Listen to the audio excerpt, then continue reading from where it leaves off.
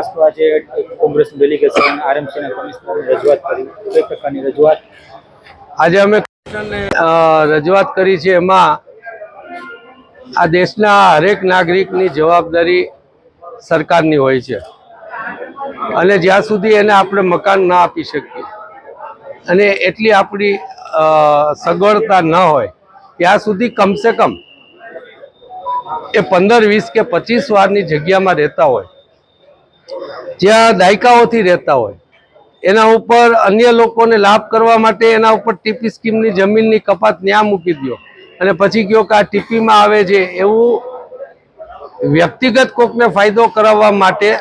આવી દલીલ કરી અને ગરીબ માણસને જે હેરાન કરીને ભાજપ ભ્રષ્ટાચાર કરી રહ્યો છે. તદુપરાંત પીપીપી યોજનામાં જ્યાં લોકો મકાન દેવા નથી માંગતા ત્યાં કોર્પોરેશન નોટિસ મોકલે, એના માલિકીનું મકાન છે. બિલ્ડરોને અબજો રૂપિયાની જમીન લાખોમાં આપી દીધી અને થોડા દબાણમાં લાવી અને 70% લોકોને સહમત કરાવી અને એને મકાન પાડવાનું, અને એ પણ કોર્પોરેશનના બુલડોઝરને જ્યાં જવાની